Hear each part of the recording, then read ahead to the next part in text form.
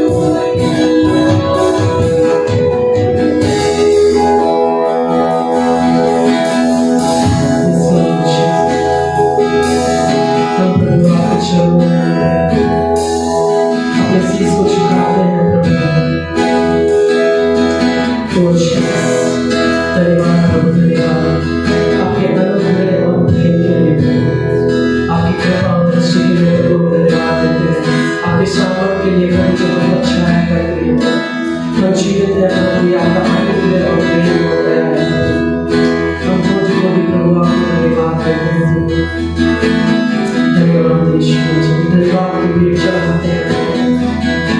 महिमा स्तुति प्रशंसा तेरे प्रभु, हमारे मन की आँखों को खोलने दीजिए प्रभु, और हमें ज्ञान और प्रकाशन की आत्मा दीजिए प्रभु, ताकि प्रभु हम अपने आत्मिक जीवन में बन सके। हम और तेरे करीब आना चाहते हैं प्रभु, और तेरे प्रेम जितने भी लोग प्रभु इस ऑनलाइन सर्विस के द्वारा प्रभु से जुड़े हैं प्रभु, हर एक तेरी कृपा दृष्टि को प्रभु आपकी शान प्रभु छाया करेंगे प्रभु। आपके दास के द्वारा जो भी आप हमारे बीच में परमेश्वर बातचीत करना चाहते हैं प्रभु, हम आत्मा आप हमारी सहायता कीजिए और वचनों को समझने में, उसमें मनन करने में, ध्यान करने में और वचनों के साथ प्रभु हम आगे बढ़ सकें। ऐसी कृपा और दृष्टि को हमें कीजिए। कोटि प्रभु आपको धन्यवाद देते हैं प्रभु, सब कुछ प्रभु हम आपके हाथों में सौंपते हैं। सारा आदर महिमा देते हैं और विनती और प्रार्थना प्रिय पुत्र यीशु मसीह के नाम से हम मांग लेते हैं, आमीन।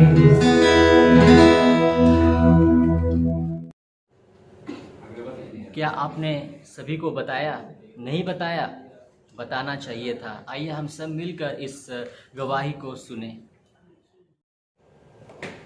सभी को जय मसीह की। प्रभु का धन्यवाद हो कि परमेश्वर ने ये मौका दिया कि हम परमेश्वर की गवाहियों को शेयर कर पाए। मैं प्रभु को धन्यवाद देती हूँ कि परमेश्वर चंगा करने वाला परमेश्वर है। लास्ट वीक मैं बीमार पड़ गई थी और मुझे ठंडा लग गया था। मैं परमेश्वर का धन्यवाद देती हूँ कि परमेश्वर ने मुझे छुआ और चंगाई दिया और आज मैं स्वस्थ हूँ। इसके लिए मैं प्रभु को बहुत बहुत धन्यवाद। क्या आपने कुछ आज स्पेशल किया? नहीं किया? क्या आज आपने कुछ स्पेशल बनाया? वो भी नहीं बनाया? तो कोई बात नहीं, आइए हम सब मिलकर इस समय एक स्पेशल सॉन्ग सुने।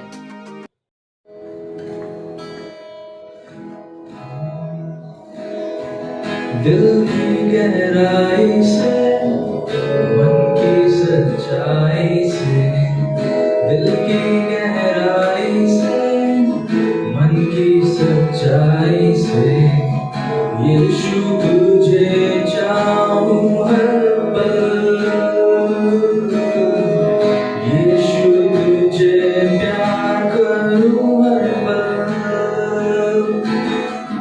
यीशु तुझे चाहूं हर पल, यीशु तुझे प्यार करूं हर पल।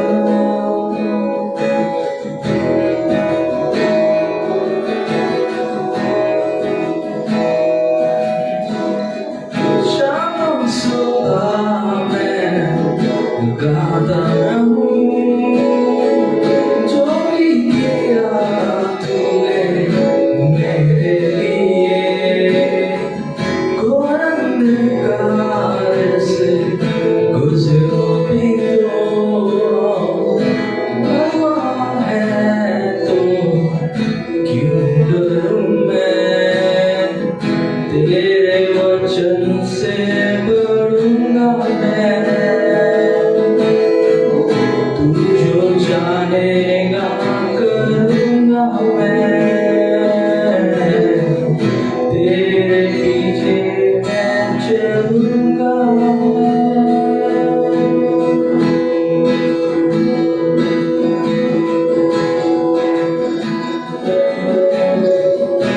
दिल की गहराई से, मन की सच्चाई से, दिल की गहराई सच्चाई से, यीशु तुझे चाहूं हर पल, यीशु तुझे प्यार करूंगा।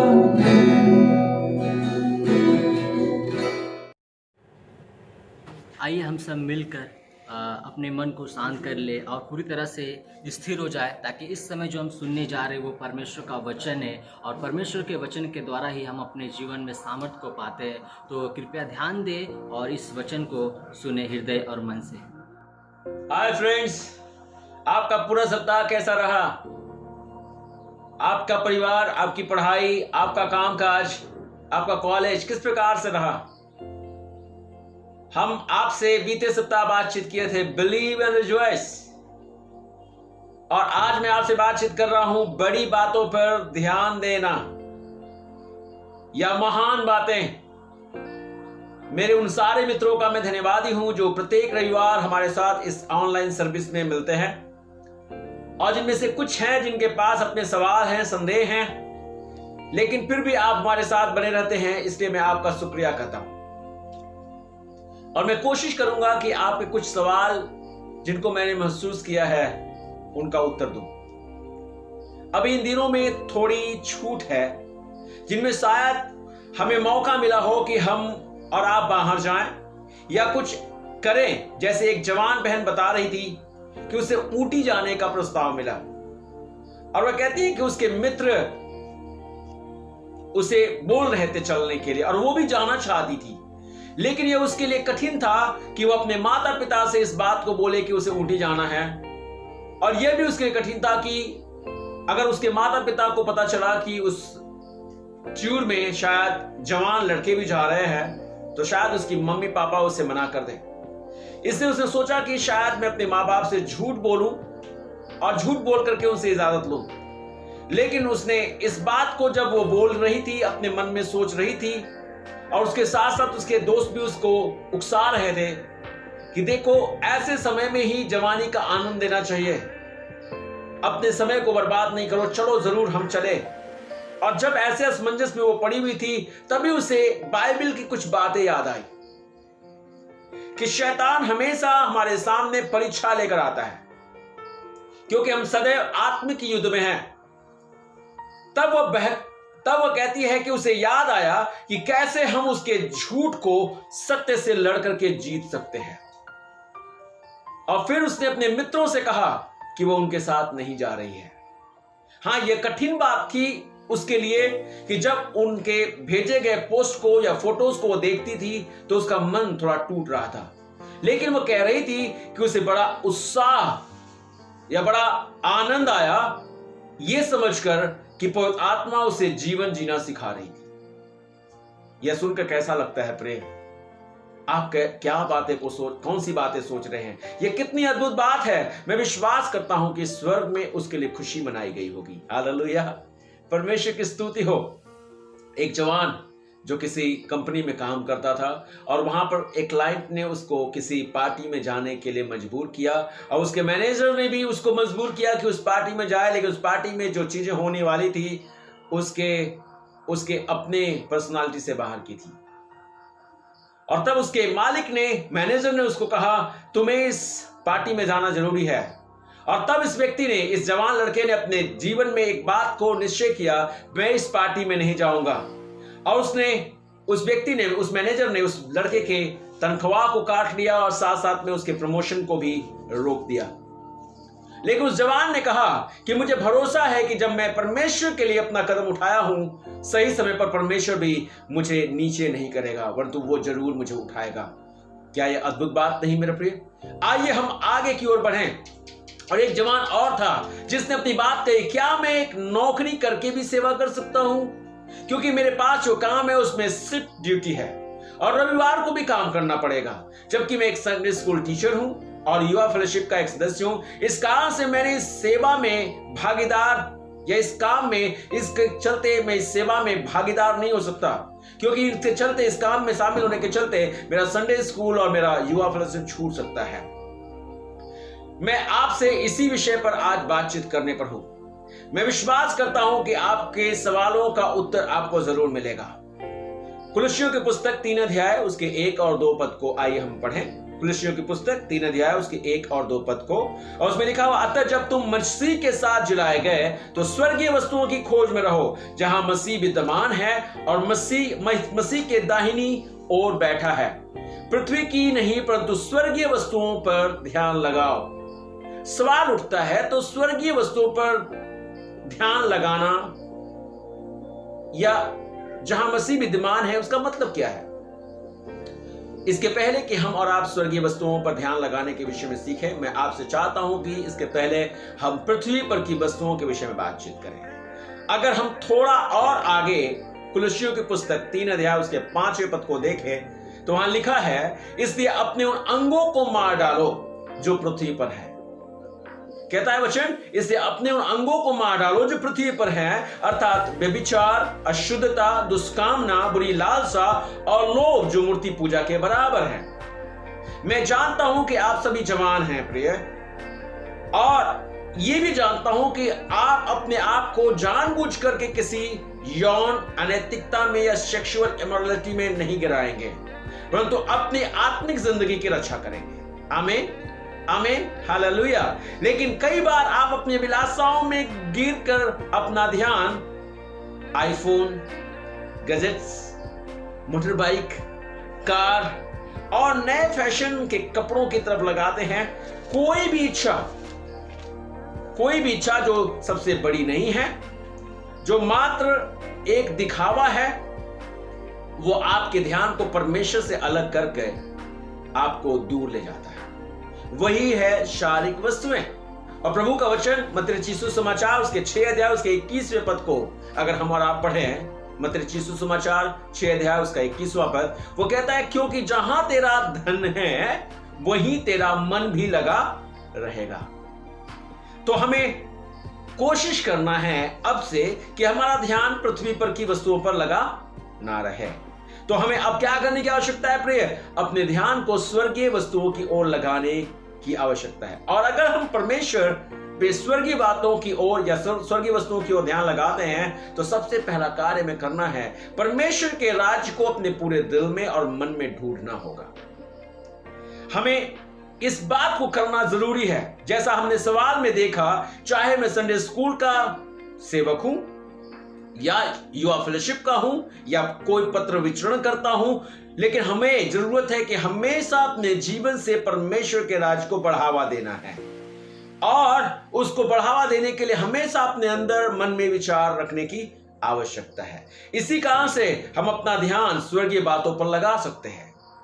कुछ लोग कहते हैं कि हम सिर्फ रविवार को ही सेवा करेंगे और खुद को संसार से अलग रखेंगे, लेकिन मैं सोचता हूं कि मैं प्रत्येक दिन स्वर्गीय वस्तुओं की खोज नहीं कर सकता। कुछ लोगों का कहना है कि सिर्फ मैं रविवार को ही सेवा करूंगा प्रभु की और उस दिन संसार से अलग रहूंगा, और 6 दिन जो होगा उसको मैं संसारिक तौर से जीऊंगा, संसारिक तौर की बातों को लेकर जीऊंगा, स्वर्गीय बातों में अपना मन नहीं लगाऊंगा। यह एक सुंदर बात है कि हम परमेश्वर से संबंधित बातों की खोज करें, लेकिन सिर्फ रविवार को ही नहीं मेरे प्रिय, परंतु प्रत्येक दिन करें। हालेलुया। क्या मैंने कहा? यह एक सुंदर बात है कि हम परमेश्वर से संबंधित बातों की खोज करें, लेकिन सिर्फ रविवार को ही नहीं, परंतु प्रत्येक दिन करें। यह पवित्र आत्मा को आनंद पहुंचाता है। किसको खुशी देता है? ये पवित्र आत्मा को खुशी देता है। तो आइए इसे हम अलग तरीके से सीखने की कोशिश करते हैं। प्रत्येक दिन के जीवन में, चाहे वह स्कूल हो, कॉलेज हो, घर हो, ऑफिस हो, आपकी परिस्थिति में अगर यीशु होता तो वो क्या करता? थोड़ा विचार कीजिए। अगर आपके स्थिति में और आपकी परिस्थिति में यीशु मसीह होते तो वो क्या करते? कभी आपने सोचा है? और अगर आपको समझ में आता है मेरे प्रिय, तो ठीक उसी प्रकार से आप भी उस परिस्थिति का सामना करें तो आप पाप को नजरअंदाज करते हुए आगे बढ़ सकते हैं।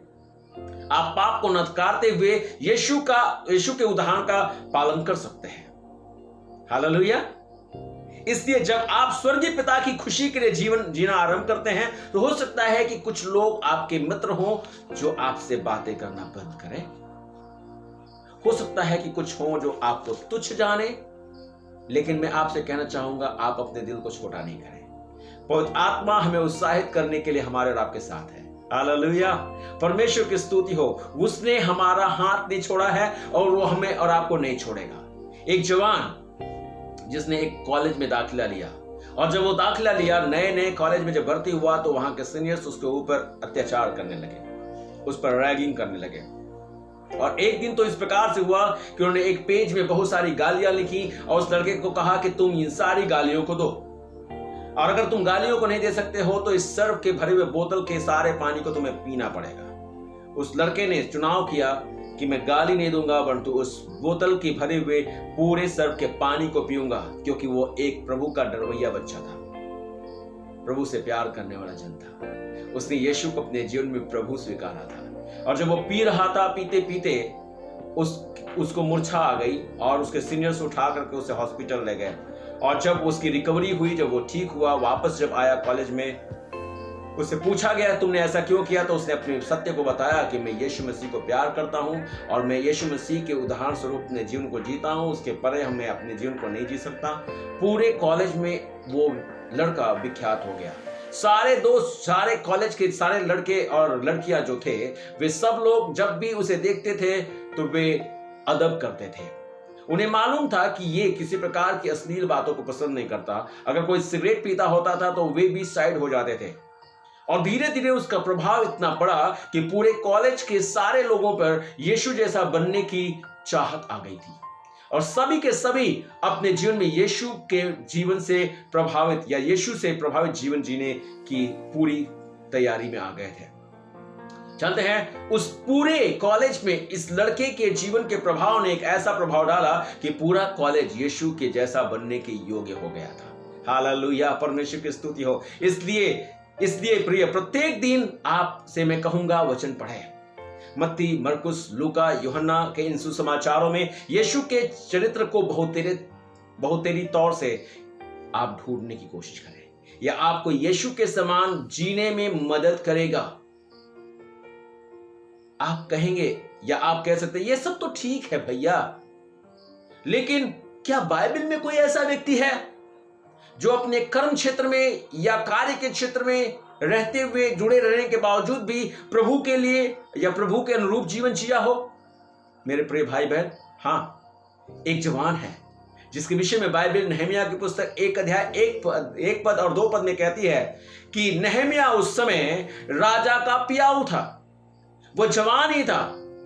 और उसके विषय में बाइबल बताती है कि जब उन दिनों में यरूशलेम की क्षतिग्रस्ती हुई थी, यरूशलेम के सारे यहूदियों को पकड़ करके उनके साथ बुरा बर्ताव किया गया था, यरूशलेम की सारी शहरपनाहें ढा दी गई थी और यहां तक कि फाटक जला दिए गए थे और मंदिर विनाश के गर्त में पड़ा हुआ था। और जब इस बात को उसने सुना कि उसके लोगों के साथ किस प्रकार की गति हुई है, तो वो अपने आप में बिलख बिलख करके रोया। उसने उपवास किया, राजा से उसने अर्जी फर्जी ली और जाकर के उस नगर को और यहां तक कि उसके चारदीवारियों को बनाया और बनाने के बाद वहां के सारे लोगों को सुरक्षित किया और तब वो जाकर के अपने जीवन में सांस दिया। जानते हैं मेरे प्रिय भाई बहन, नहमिया राजा का काम करने वाला था। राजा के महल में रहने वाले को किस बात की जरूरत पड़ सकती है, किस बात की चिंता करनी चाहिए? किसी बात की नहीं। लेकिन मैं आपको बताऊं, वो अच्छा कमाता था, पैसे रुपए उसके पास बेहतर होंगे और तो सुरक्षित जगह में था, उसे कोई खतरा नहीं था।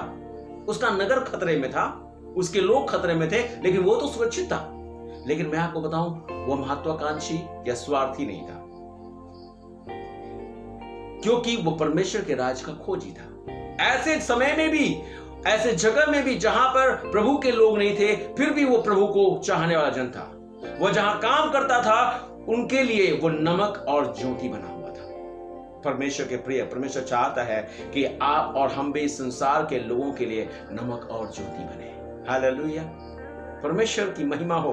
यही नहीं, संपूर्ण सेवा में हमें अपने मन को प्रभु की चीजों पर लगाना है। प्रिय, ध्यान रहे, आपकी शिक्षा, आपका सामाजिक मूल्य, आपका रुपया, ना ही आपकी प्रसिद्धि आपको परमेश्वर के राज में महान बना सकती है।